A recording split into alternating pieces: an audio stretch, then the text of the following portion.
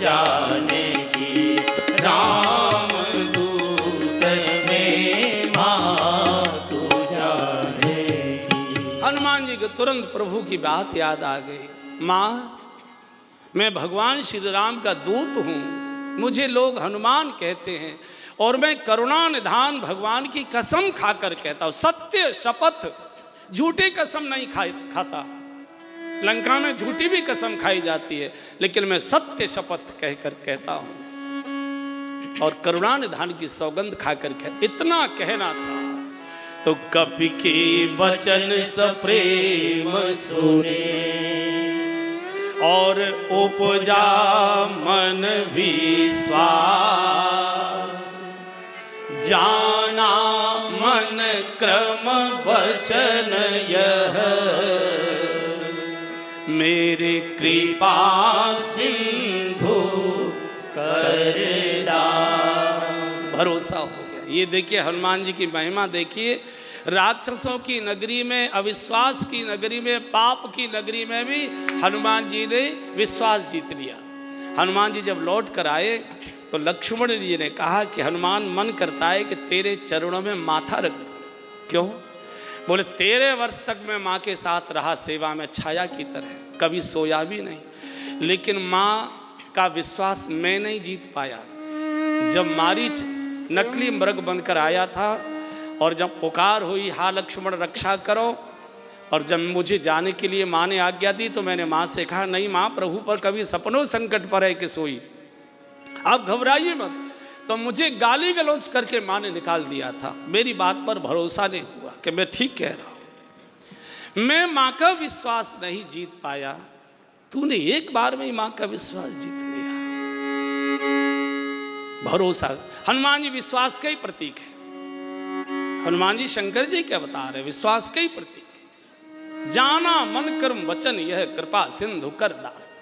अब देखिए, जब जानकी जी को भरोसा हो गया, सीता मन भरोसे तब भयो, भरोसा, तब क्या घटना हुई। देखिए, एक सामान्य व्यवहार की बात है।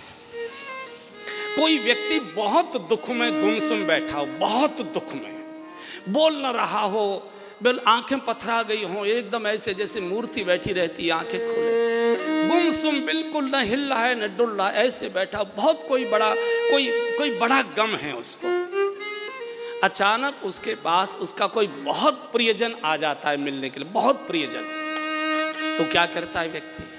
कुछ नहीं बोलता, एकदम फूट पड़ता है, एकदम आंखों की आंसुओं की धारा फूट पड़ती है, कुछ नहीं बोलता, हिलकी भर जाती है। वही सीता जी की हो। वचन आव नयन भारी बारी, वचन आव नयन भारी बारी, आहा नाथ हो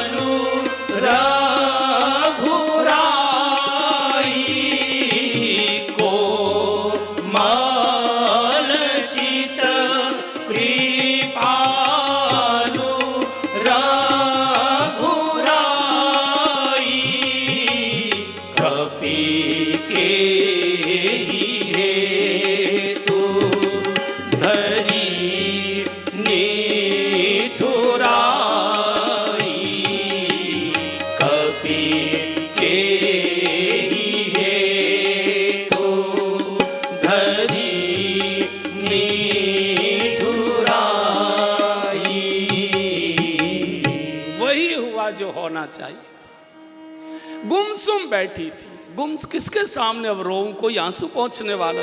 और जैसे ही भगवत भक्त बिल्कुल विश्वास का परिवार का अंतरंग का व्यक्ति सामने आ गया, फूट पड़ी एकदम, हिलकी बंद गई, बचनन आव नयन भरे बारी।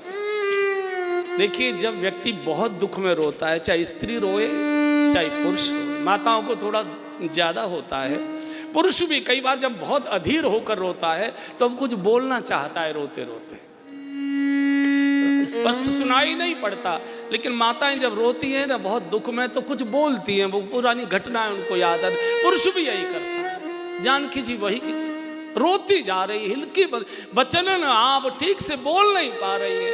अरे बालक, प्रभु तो अति कोमल रघुवीर सुबह, कोमल चित कृपाल रघुराई, इतने कठोर कैसे हो गए, इतने निष्ठुर कैसे हो गए, क्या मुझे पूरी तरह से प्रभु ने बिसार दिया। अब आप कल्पना करो, जवान बेटा, वो भी हनुमान जी जैसा बलवान सर्वसमर्थ सामने बैठा है और उसकी माँ फूट फूट कर दुख में रो रही है और कुछ कर नहीं पा रहा। हनुमान जी पर क्या बीती होगी आप कल्पना करिए। लेकिन हनुमान जी बहुत समझदार हैं, ज्ञान नामक गण्यम इसलिए कहा गया है। हनुमान जी ने सोचा अगर मैं भी रोना शुरू कर दूंगा तो माँ का दुखड़ा दूना बढ़ जाएगा, दूना रोना शुरू हो जाएगा। और ये नियम है, जब आपके सामने बैठकर कोई रो रहा हो तो आप रोने मत लग जाइए, आप रोने मत लग जाइए। भले ही हमको रोना आ रहा है, अपने रोने को रोकिए और उसको धैर्य दीजिए। नहीं नहीं, घबराइए मत, रोइए मत, चिंता मत करिए, सब ठीक करेंगे प्रभु, चिंता मत कर, सब ठीक हो जाएगा। भगवान बैठे, कहीं गए नहीं है, उसको धैर्य दीजिए। हनुमान जी ने वही समझदारी की, चूंकि अगर हनुमान जी भी रोने लग जाते तो दुख दुगना हो गया होता, फिर तो जानकी जी को बचाना बहुत मुश्किल था। हनुमान जी ने पुरानी बात याद दिलाई, माँ रोइए मत, ये धर्म का स्वरूप है, ये धर्म का दर्शन है। धर्म केवल हंसकर ही प्राप्त नहीं होता, धर्म की रक्षा आंसुओं से ही की जाती है। धर्म की रक्षा आंसुओं से की जाती है, फिर दर्शन से हंसी के फूल खिलते हैं कि अरे वाह, धर्म का दर्शन हो रहा है। और जरा अपने कुल को याद करो, पुरखों को याद करो कि आपके परिवार की, पुरखों की ये परंपरा रही है परिवार की कि धर्म की रक्षा के लिए प्राण नहीं सब कुछ सर्वस्व न्यौछावर किया है। याद करो जरा। शिवेदधीचि